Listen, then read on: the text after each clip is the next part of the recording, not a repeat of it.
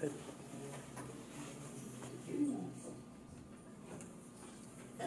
at 6:30, I'm going to go ahead and call the meeting to order. And at this time, our student representative will lead us in the Pledge of Allegiance.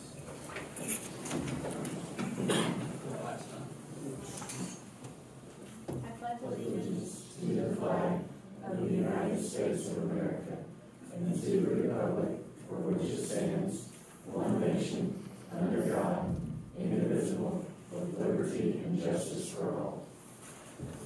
Thank you.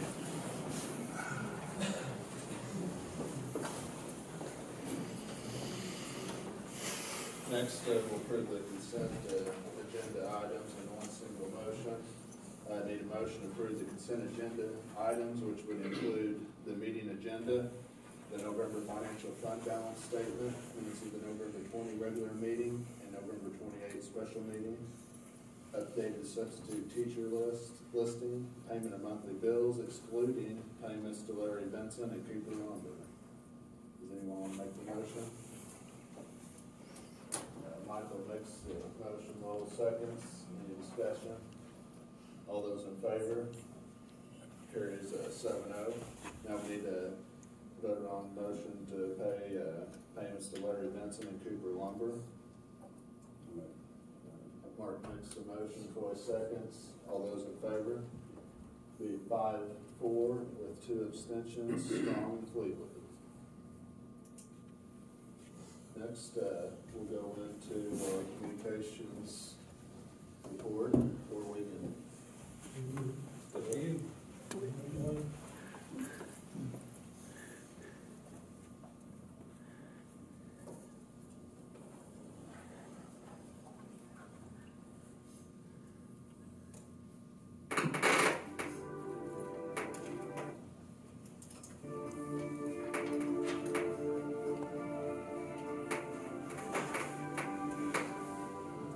Hello everyone, and welcome to the Missouri School Boards Association's board report for the month of December.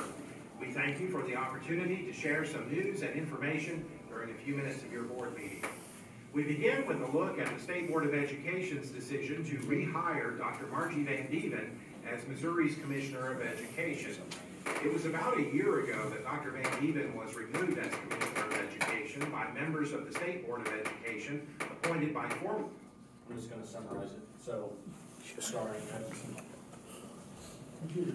some technology issues. So, as you, probably everybody that is in education knows, last month, early this month, I guess, the State Board of Education hired a commissioner. We've had an interim commissioner since January, right this week.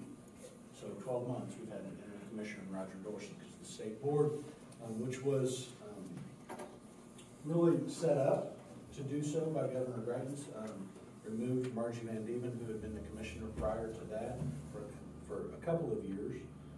They removed her from her office. They hired Roger Dorson, and then the Senate did not confirm enough state board members to even have a meeting of the State Board of Education until June. So in June, Governor Greitens was out of office. Governor Parsons took office. He appointed enough members to the state board to start holding meetings. We now have 7 members. We still need 1 more member. They opened applications. You could either apply or be nominated. Dr. Van Dieven was nominated. She did interview, as well as 3 or 4 other people, and the state board chose to hire her. So she would start January 2nd in that position. I talked to her last week. She's pretty excited about it. She had gone to work somewhere else and actually wasn't going to apply, but they asked her to come back, and she's excited about it. She's done some great things when she was there 2 years previously, and before that as a deputy commissioner. So legislative session starts January 7th. We do have a new local state rep in Carla Esslinger, former superintendent of the Ava School District. So we're excited about that. Carla lives in Wasola, will represent this area, Douglas, Ozark, and a little bit of Taney County. So Dr. Esslinger and I have had some conversations, and she has tons of experience in education, and I think will be looked on like her predecessor, Lyle Rowland, and the predecessor before him, Maynard Wallace, and to be leaned on about education topics because she has so much experience. So, Okay, thank you. Going into board spotlights. Coach Sawyer, you want to introduce? Sure, I'd love to introduce. We've got some football players here, and we have Coach Swafford here. You know, our football team this year made the state quarterfinals again, went undefeated in the conference, SCA. I'm going to let Coach Swafford introduce some people here in a minute, but first off, with Coach Swafford and his coaching staff have done a super job. Last 2 years, you know, went undefeated in the conference, and that is huge because SCA is noted as one of the toughest conferences around in this area of the state of Missouri, just for the physicality. Coach Swafford was SCA Coach of the Year. I don't know if a lot of people have got that out there and so forth, but I'm going to turn it over to Coach Swafford. He's going to introduce some football players. Coach Dan Swafford. Thank you, Coach. My name's Dan Swafford. If you haven't met me before, would love to meet you all if you haven't met me. Want to introduce about 4 players. We had 4 that made All-State. First one's Caden Myers. Caden, if you'd stand, please. Caden was second team All-State linebacker. He was first team All-Conference, first team All-Area as well. Had a great year. He's just a junior, and we look forward to having him come back next year. My next player is Stephen Copeland. Stephen, if you'd come up here and stand by me. Thank you, Caden.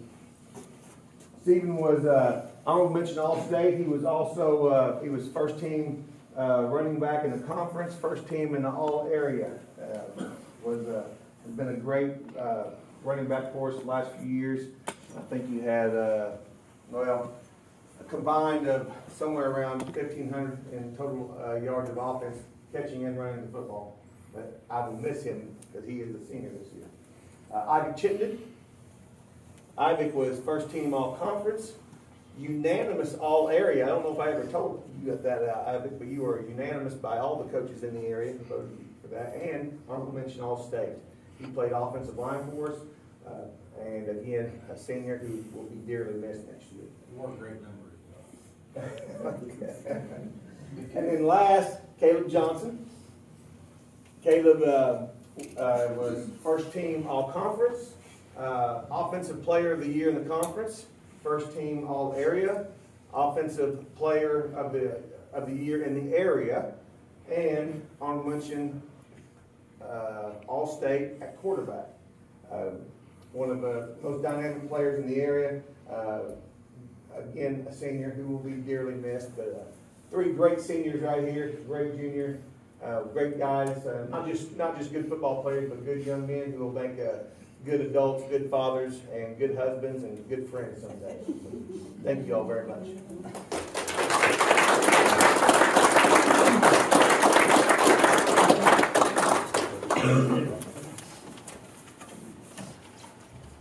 All right, I'm going to recognize our 3 district councilors. The ladies, when we're talking, you can stand up and you can stand up and take it all in. I see my hand standing there. I'll make it go over and I'll take a picture here. We've got Mrs. Bardall from the high school, Mrs. Alvin middle school, and Mrs. Robertson elementary.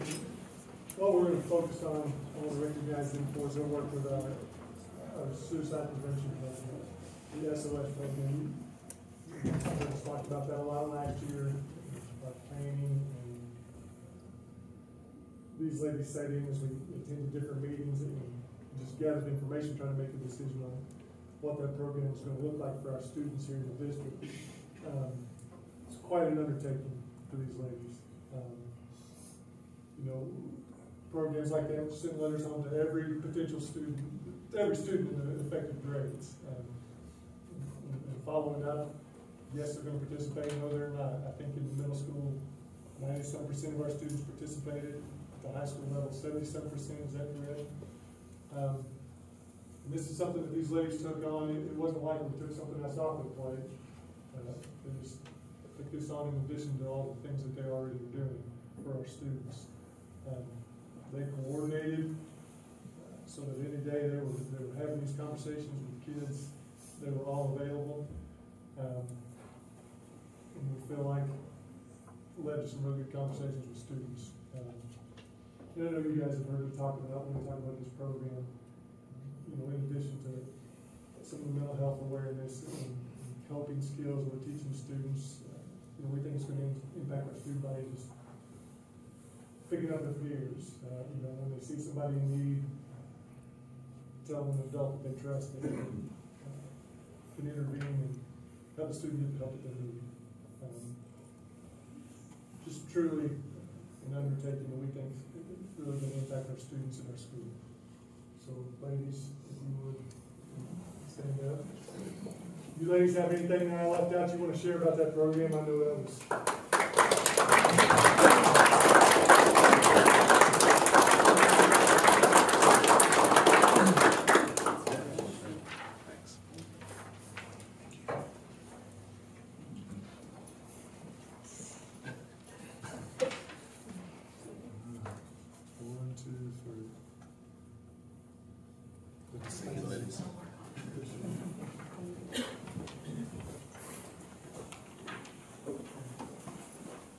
We jumped past this, but I want to jump back. It looks like we have some Boy Scout visitors. Is that correct?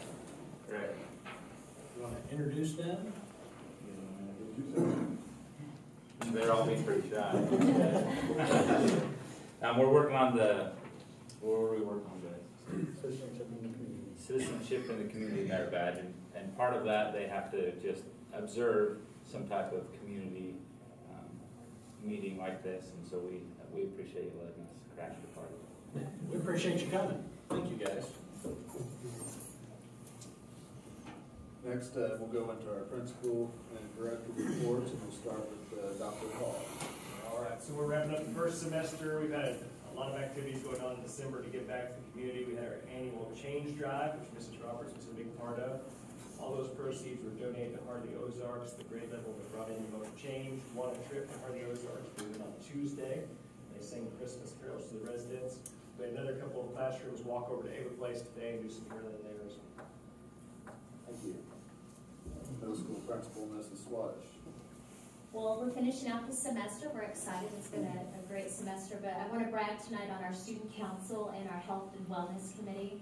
They actually organized an ugly sweater dance that took place last Friday night. We had over 120 7th and 8th graders attend, which is a great number. It's a great time for kids to get out and socialize. We had some high school FFA students that taught them to swing dance, which is awesome, and then they kind of had some activities. We also had Jenga going and some other games. So just want to thank Ann Leonard, Becky Strong, and April Brett. Thank you. High school principal, Dr. Nash.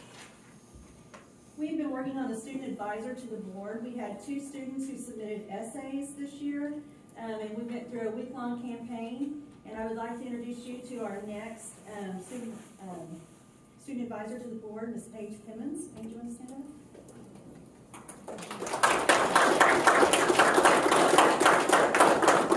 Paige is the daughter of Bart and Melanie Ellison. She is involved in Student Council, Future Business Leaders of America, Trend, Anchor Club, Scholar Bowl, Fellowship of Christian Athletes, National Honor Society, Pep Club, Volleyball, Track, Band, and Dance.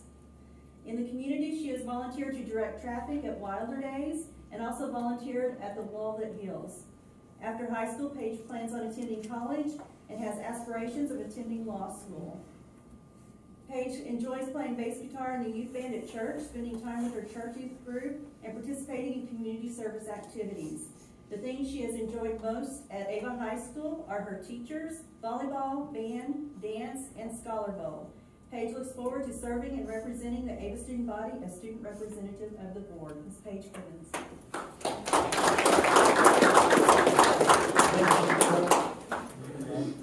And have your picture taken with camera? Oh, Yes. So, as we know, we never did get to see Kim Ritter, so I'm working on it. they have to submit an essay, and then they have to be voted on by their peers. It's not something everybody wants to do. To kind of subject yourself to being voted on by your peers.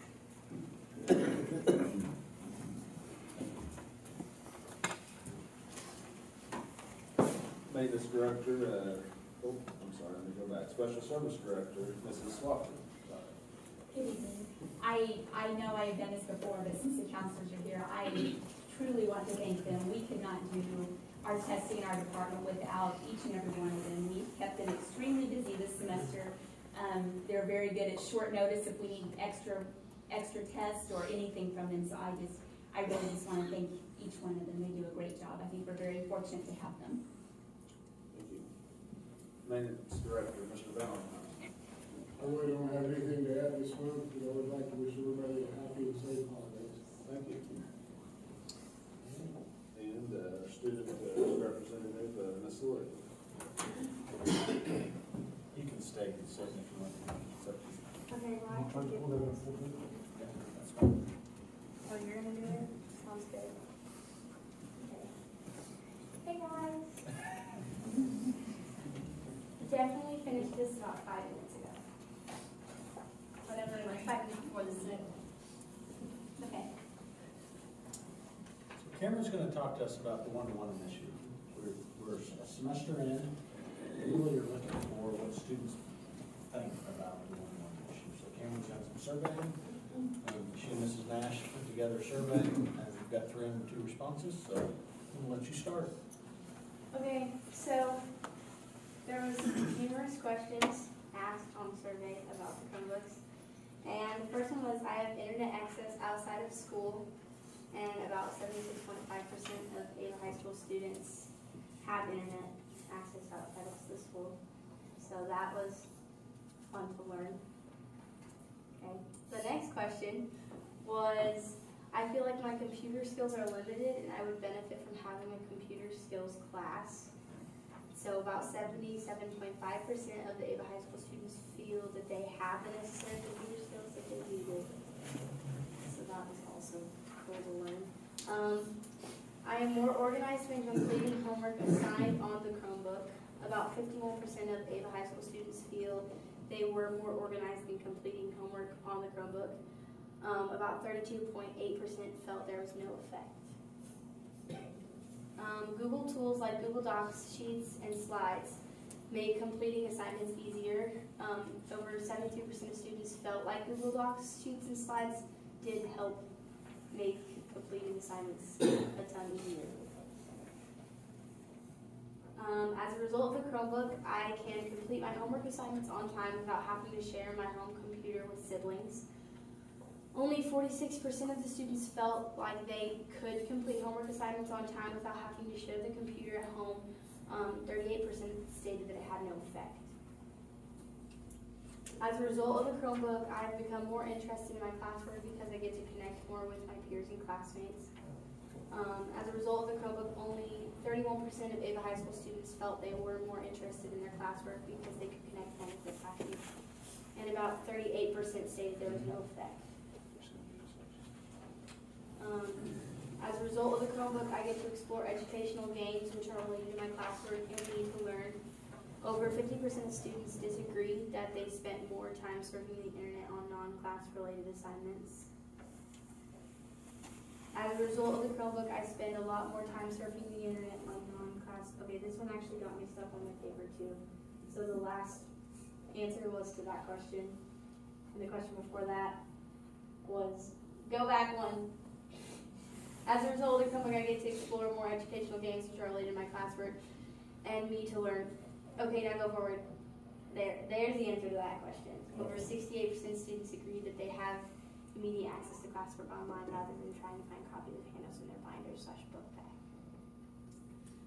As a result of the Chromebook, I'm able to be more creative and have more choices about how I complete projects and assignments. Over 60% of students indicated that they could be more creative and have more choices about how to complete projects and assignments due to their Chromebook.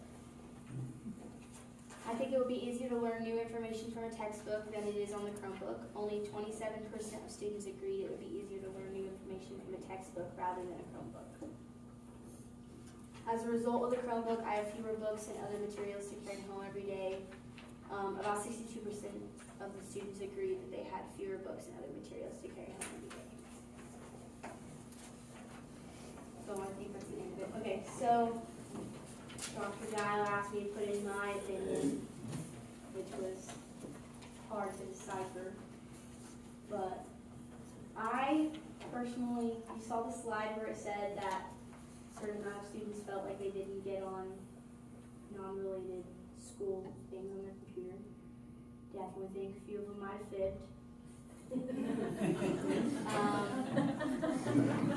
The school was so generous to give us these, and they blocked sites that we're not supposed to be on, like they blocked some music that we can't listen to, and some sites like Netflix and stuff that would distract us from our schoolwork. While that was such a great thing, we've just recently learned that there's a way to get around that. I did not learn it. Okay? I don't know how to do it. But there is a way to get around it. So I think if we really want to stop kids from being distracted in class, we have to really work with what they kind of are feeling towards it. Because personally, as a student, I think I understand why we block those things, because it does distract us. But I kind of feel almost not heard in a way, if that makes sense. Just because, like, there are some things, like, for example, in my choir class, we have an online lab that we go and we take lessons off of it, because it's under the category of music, I think, it's blocked. So we can't really take some of our assignments on there, so now we're just on some inside things. That's something we need to work on. Absolutely. That's I think information like this that Cameron's gathered helps us learn, helps John, helps Dr. Nash. We can get together with some students and find better ways. You know, we just have dipped our toe into this water. There's lots of things we need to be better at. You know, we're always trying to improve, and we appreciate that. And your feedback's important to us. I mean, you guys are kind of the reason we're here. So, but I want to say thank you to Cameron. She has been excited about this position for 12 months. Every month she's excited to be here. There's been times, because she is involved in lots of things, that she couldn't be here, but we appreciate her. We appreciate her being excited to be here. So, thank you for your year of service.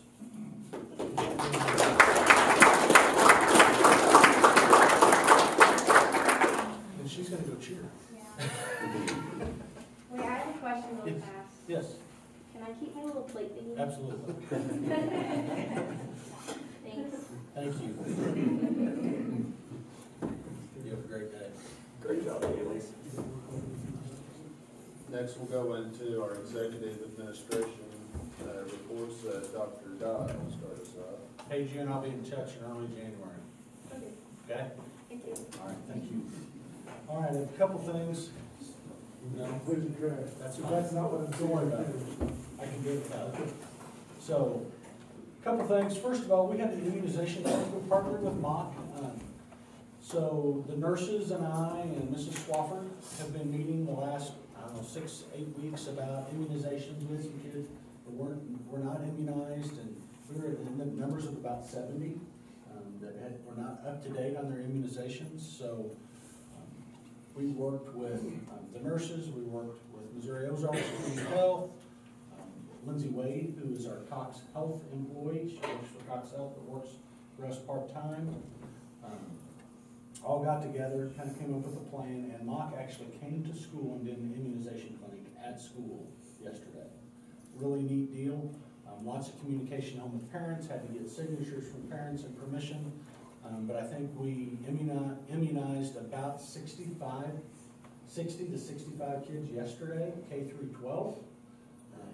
So Mock is very willing to jump in and partner with us. We're already talking about some other ways that we can work together. So that was an exciting thing. I think we have all but 5 kids in the district right now that are up to date on their immunizations. So we're excited about that. State budget update, really, there's absolutely no change from last month. We're still running about $188,000 ahead of schedule in revenue. 118,000 ahead in revenue. The state adequacy target has not moved. It's still at 6281. still do not believe we're gonna see the full funding of 6320 until later in the spring. They are very hesitant at this point with the outlook of the state budget with revenues tracking about 5% behind the projection. I had some information that I was gonna show you, really about where the state of the budget is. I feel like FY18 we're in pretty good shape. We're gonna be fine this year. My concern really is July 1 and on. And Dee Dee, you'll be able to speak to this a little bit. Tax tables in the state of Missouri have been wrong. And they were wrong the first 6 months of the year. And it has been an interesting,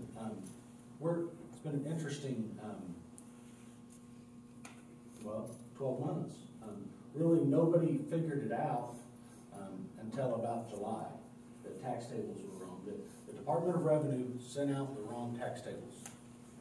And so we were not withholding enough state tax from people's paychecks. Everybody felt like they got a raise, I would assume.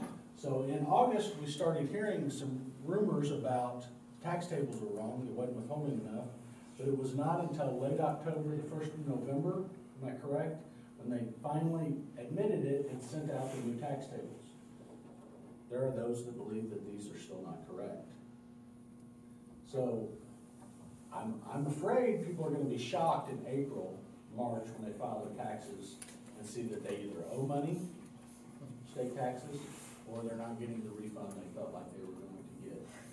All said and done, the state is $50 million behind in collections of where they were a year ago. Everything we've heard is the economy is good, the economy is good. Sales tax is good, but we are $50 million behind in state revenue, the state income tax collection. So, concerns me a little bit. Again, I think we're fine this year because we had a surplus rolling out of last year. The state had a $150 million surplus, I believe was the number. So it's not affected this year at all. I am concerned about next year. We have 3 tax cuts that roll into effect January 1st. And I'm not going to get all of this right, but for limited liability corporations, I think you disregard the first 10% of the income now. Is that not? I have it written down on my PowerPoint. There's a certain amount, there's a certain type of business that disregards the first 10%. Maybe not an LLC. 20%? Okay, first 20%, which is worse. And the tax rate rolls from 5.9 to 5.8. And then we have 2 other tax cuts rolling into effect in January 2, I believe. Am I stating this correct? I wanted to hear what you said. Well, I don't have them off the top of my head. Well, it's okay. All said and done, I have concerns about state revenue for FY19. I think we're fine in FY18. I don't anticipate any struggles. I don't anticipate any withholdings. But I worry about July 1 of 19 moving forward. And I think we need to keep that on our radar. And listening, consensus revenue estimate has been redone twice in the state of Missouri this fall. And they don't feel like they have enough quality information because they're not sure really how much tax we should have collected. We do have next new state, state budget director. The representative out of Shellknop was appointed yesterday by the governor. It's not the budget director. Treasurer. Thank you. Mr. Fitzpatrick, and he's been great working on the state budget in the House, so he may be able to help right the ship for us. But I think it's going to be an interesting 6 months to see what happens in the state legislature and the state budget. Anything I missed? You'd like to add? Okay. All right. The federal ones were off too. Yeah. Well. Okay. The federal ones off. Yeah. So, April 2nd, 2019, our Board of Education election. Sign-ups began December 11th at 8 and run through January 15th, 2019 at 5. We have currently have 4 people signed up for 2 positions. Those 4 people are Tanner Clark, Dan Johnson, Anna Gamboa, and Brandy Stanifer. So we appreciate them showing interest. So that is all I have, sir. Okay. Mr. Dalton. I'm going to get into some detail on federal programs and A+, doing some program reviews here with this. Something I do want to add that I had not mentioned in my report. Dr. Dial and I had an opportunity, and also our school resource officer, Brandon Reed, participated in our first meeting with it's a community opioid substance abuse task force. Really, in my mind, I know we've had lots of different organizations trying to look for solutions and ways to impact our community relating to this issue. We feel like after attending this meeting, it's just a comprehensive, from our healthcare agencies, law enforcement agencies, school involvement, employers. It just seems like it's a very comprehensive approach to look for ways to impact our community. For us, we feel like starting with education and prevention, and it goes all the way to rehabilitation. It's just getting started, sharing a lot of information, got the next meeting scheduled, we're going to be a part of that. So we'll share that information as we go through those meetings, as plans are made, and just as we identify ways we think we can impact our students in our community. Thank you. Next, we'll go into our action items and discussion items. We'll start with the Flex Plan Section 125 renewal. This is really a benefit to our employees. It's offered to our employees as a pre-tax flexible spending plan, child care, medical expenses, so forth are allowable expenses to be paid prior to taxes, saving the employee money. Requires an annual adoption by the Board of Education. So I need a motion and vote to approve the Flex Plan Section 125 renewal. Mark makes the motion. Do I have a second? Michael seconds. Any discussion? All those in favor? Carries 7-0. Next, we'll have program. We're going to give you some brief information about a program that Dr. Nash and myself, Mr. Dalton, a few teachers have looked at. And this is preliminary. We're not asking you to approve anything. We just want to give you some information about a program that's been around a long time. It's kind of resurfacing itself. So the JAG program stands for Jobs for America's Graduates. It's a nationally recognized program, also recognized at the state level. Again, it has been around in the state for quite some time, but more recently it started coming to the surface. The governor has kind of gotten on board with this and has even offered grants, up to $30,000 grants to help out with this program and to get them started in public schools across the state of Missouri. So the JAG program serves at-risk students who have academic potential, but also face significant barriers, whether or not that's going to straight from high school into a career setting or from high school into a secondary school training, vocational training, or college or something like that. The goals of the program is to increase the graduation rate, decrease the dropout rate, identify barriers and decrease transition problems from high school to college or career, and increase career and college readiness skills through work-based learning experiences, and develop future leaders for families, employers, and communities. The JAG program is a multi-year program, and it tries to keep a minimum of 35 students in there, but no more than 45 students served within a year's time. And they focus on skills for employability skills development, career association, job development, and job placement services. They also have a club that goes along with this to kind of add in the leadership component to that. They go to national and state conventions. They participate in various fundraisers for their programs. Also, they participate in various community service activities. I visited 2 districts that had successful programs, one in West Plains that was more instructionally focused. They did a lot of soft skills training with their students. The one in Lebanon that I attended was also successful. They had more of a work-based program where they had partnered with the local business, and they were actually doing a work-based program by sorting scrap metal and things like that and earning more money to support their program that way. Again, this program is backed by the governor and by DESE, but they also want this program to be something that fits the needs of the students within our community. So whenever they give the grant out, you get to design basically your own program for your students. They do have a curriculum that has competencies and modules that a teacher follows along and gives instructions to those students.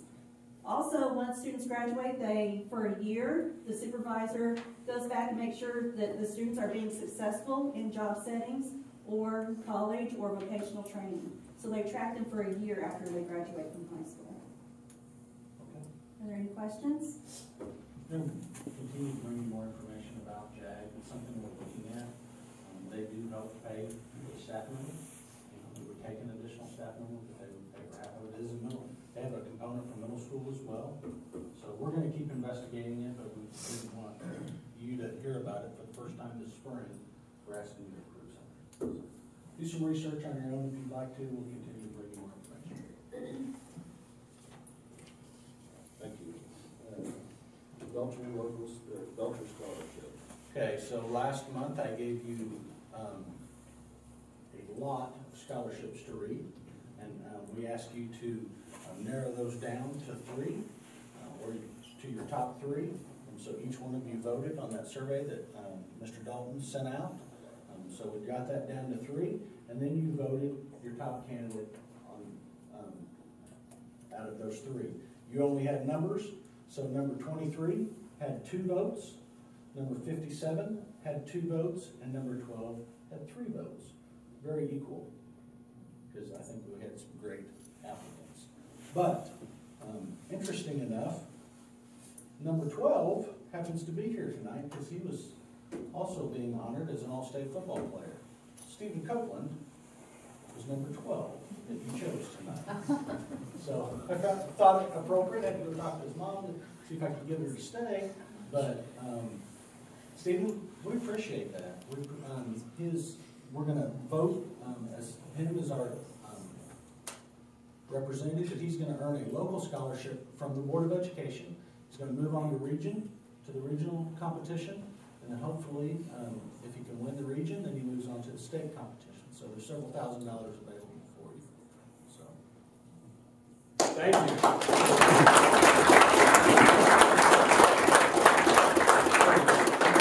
Make a motion to approve Stephen Copeland as our Belcher Scholarship winner and push him on to regionals.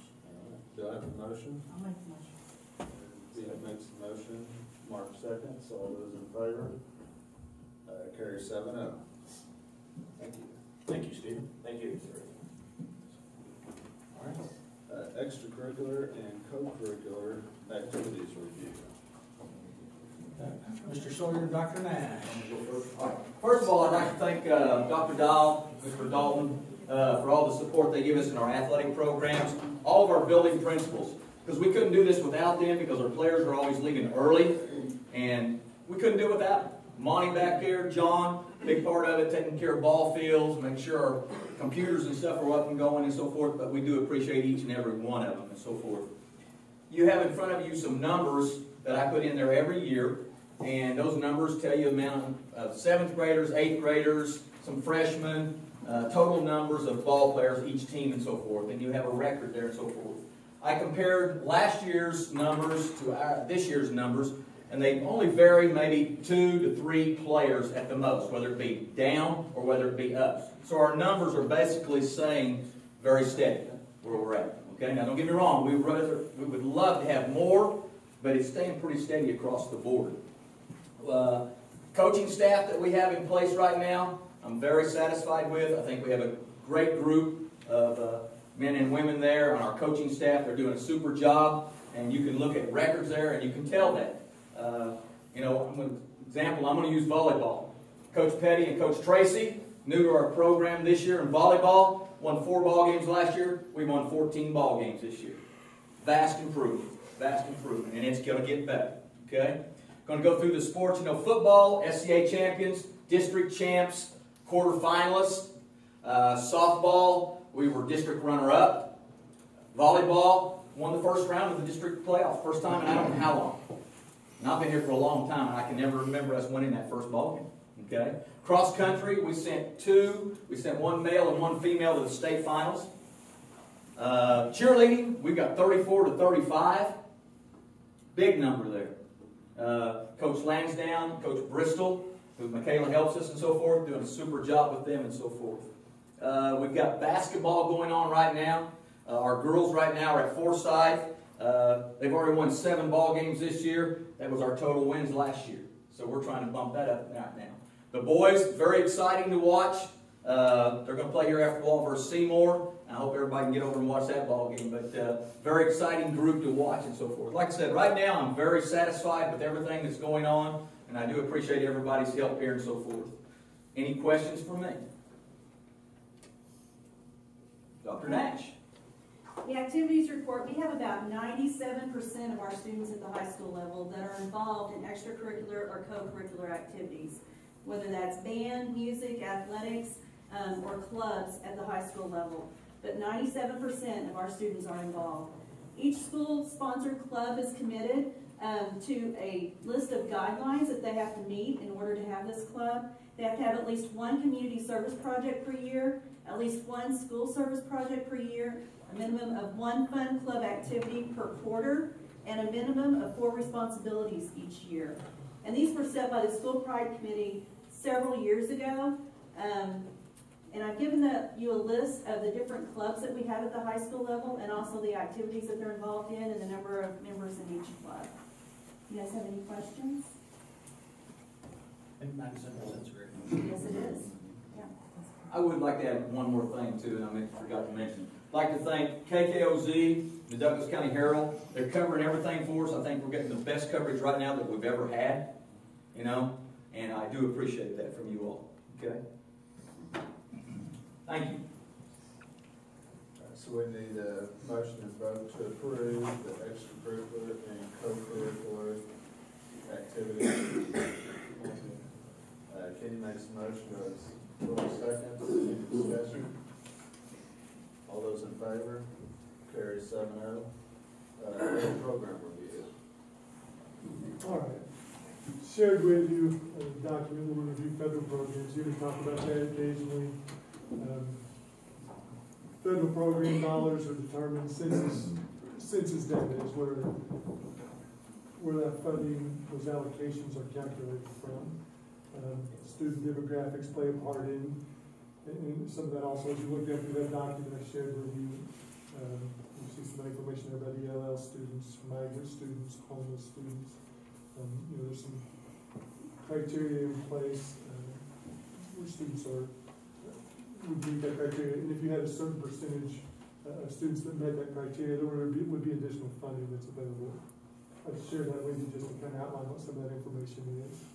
As you go down through that document, for us, the funding that we receive, Title I, is something that we receive funding on, again, census poverty data, that ultimately the overall determining factor on those allocations. For us, that's at the middle school and elementary school. It is by building, those numbers on how the districts qualify. That is the vast majority of our federal funding is in Title I. You look down through there, Title IIA, that money is professional development for our staff. It is a much smaller part of our federal budget, but that's another component there. We can use Title II dollars in all 3 buildings in our district. And you look down there, the last one that we qualify for is Title IV. Title IV, it designates 3 components.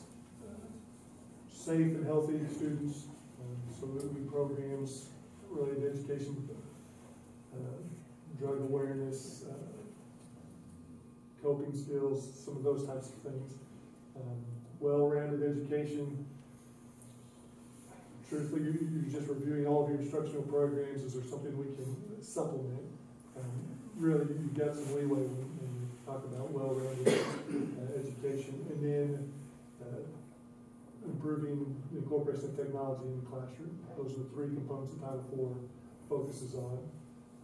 Again, the vast majority for us is Title I, but we do have some funds that we have a little bit more flexibility with for all of our district buildings. So what we do as part of that, you see several things that we've identified that we review as part of our federal programs review, and it is ongoing. I sent out surveys to over 1,000 people this fall. I will still be getting responses to that throughout the year, and that's great. Because I will have follow-up meetings. We'll have to have a Title I meeting, we'll have a Title II meeting, all of those specific areas, and identify what we're going to focus on as we build that budget for next year. As you look down through there, some common themes, a lot of positive feedback on what we're doing with our reading intervention. I know that's something we talked a lot about last year. We've been able to expand that from a kindergarten, second grade reading intervention specialist to add the third and fourth grade specialist. You've heard us talk about the positive impacts we're seeing from that. A lot of positive feedback, always related to that program. The common theme that we hear, just the ability to offer things that we otherwise might not be able to with this funding. You know, if we were just limited to our state and local dollars, there's some things that we just wouldn't be able to do. Just some programs our kids are used to and really benefit from. Something we do. And our class numbers would be higher. Absolutely. One of the biggest things that we do is we offer class size reduction, which means we are able to hire an additional teacher in some of those lower grade levels to get those class size, those numbers down in those classrooms. A lot of our tutoring, now Barrington does a lot of after school tutoring. We're able to offer some during the day tutoring with some of our retired teachers. To my knowledge, that's unique to us. I've never been anywhere else that offered that. And that's something we fund completely through federal programs. Some weaknesses, and here I am, I'm bragging on the tutoring, always looking for opportunities for more. You know, you do. Students that want to succeed or having struggles, you know, you're always looking for ways to expand those programs. That's something we're trying to do in the middle school, looking for ways to. Elementary's done a great job with the retired teachers, bringing them in. We're trying to expand that. A lot of us just communicating, getting information out. You know, just on what we can and can't do with federal programs. Something I tried to do that survey this year, and I've had some phone calls to help me walk people through what all that includes. You know, we have this funding, and there are some specific criteria. So what I'm going to share with you are the three things that have been identified. And the criteria that I shared with people are identified specifically through the federal guidelines. So one's curriculum instruction. That's pretty broad, really. Everything we do in the classroom would be related to that. So that's some criteria there that was number one. Second one was high quality professional staff. You heard me talk about professional development. You know, again, these are things that we're already prioritizing, but this is the feedback we're seeing. And the third thing was student achievement. Focus on ways we can help our students achieve at a higher level. You hear me talk about some of those programs that we offer to students that we otherwise wouldn't be able to. That's what a lot of those are focused around. But that's the feedback we have at this point. You'll be hearing me talk about meetings I have in the spring also. That's the information we've got with that program review at this time. Do you have any questions? I know you're not Dr. Nutty. You can call in on that. Any other questions? Okay, I need a motion and vote to approve the federal program review. Mark makes a motion, at a second. Michael, any discussion? All those in favor? Carry 7-0. Next we'll do the A+ program review. All right. I talked quite a bit about A+ last month also.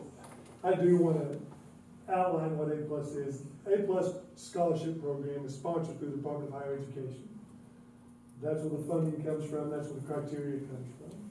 We are a participating district. If you look down through that document I shared with you, you can see the criteria that have been identified. Students have to maintain a 2.5 GPA throughout their high school careers. There's a 95% attendance floor. They have to be at that or above. That's the threshold. you'll hear our students talk a lot about the tutoring program. Students have to do at least 50 hours of peer tutoring as part of that to qualify.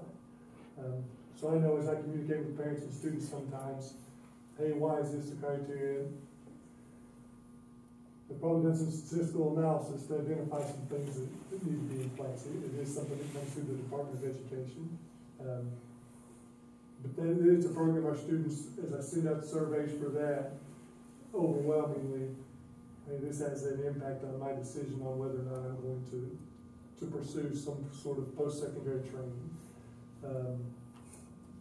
You know, the schools you hear most commonly, they're close to us that you'll be familiar with, Missouri State West Plains, OTC. It also applies at vocational schools. So what this is, students that meet this criteria, we mark that on their transcript, they can take that with them. If they go to attend post-secondary training at one of these participating institutions, it's going to pay for the vast majority of their tuition. It's a great program for our kids. We do have now more and more four-year schools. Yes. Granting a scholarship. Yes. If you're an A+ kid, you automatically receive, I think my oldest receives $1,000 or $1,500 a year at Missouri Southern. Not through the A+ program, right, but because she was an A+ student. What we're seeing are four-year schools, to try to compete for those students, are having to offer something. It's not dollar for dollar the same thing, but it is an incentive to try to appeal to those students. It's interesting as I go through these surveys, as I hear from parents and teachers, it absolutely has a very strong impact on where I'm going to school. My students, yeah, it does, but probably if you're asking who's writing the check tonight. But our students do recognize on the financial part of it, it is significant. The other thing you'll see there on the strength of the program that I saw mentioned over and over, the opportunity for our kids to serve as a role model and mentor to our younger students. Over and over. Parents, teachers, students alike, they all identified that. Something else that I saw this year that I hadn't before was stretching our kids, our high school kids, getting them out of their comfort zone, maybe doing something that they've not done before, but it's going to benefit them. Just a lot of benefits to that tutoring program. I tell students, I have lots of high school students that meet all this criteria and say, hey, I'm never going to go somewhere where I can use this scholarship. Well, you never know, one, I tell them. The other thing I tell them is even if you're not, the tutoring program is an opportunity to really, one, impact younger students, and two, just something they're going to benefit from.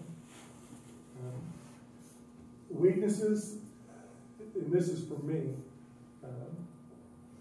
communicating what those guidelines and expectations and what that program is. I think our students overall have a broad understanding. I went back and review how I've shared that information.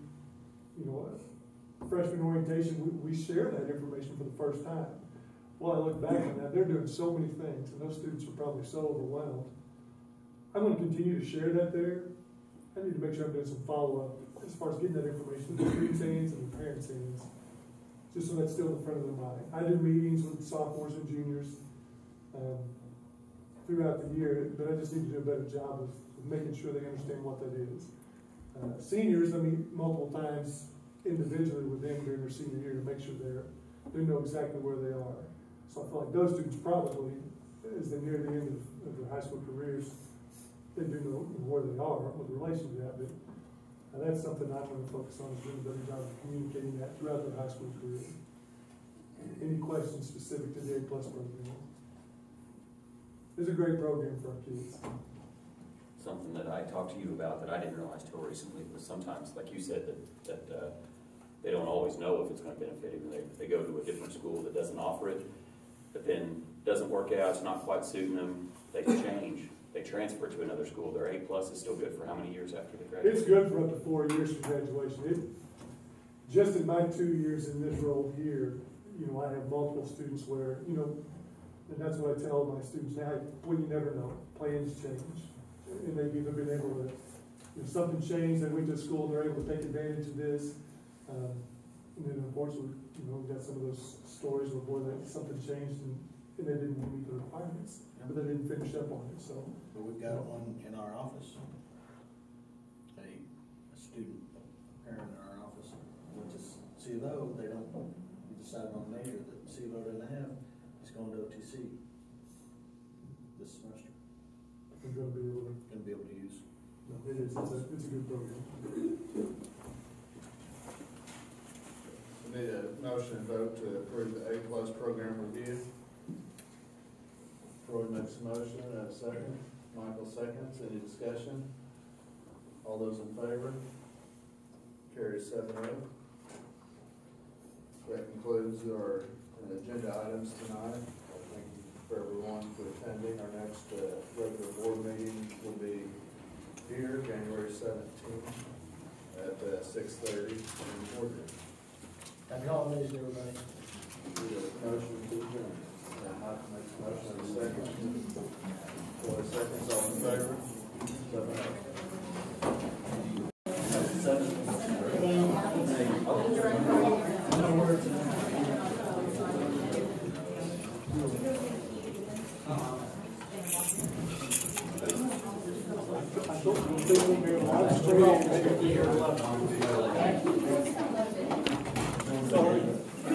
Yep.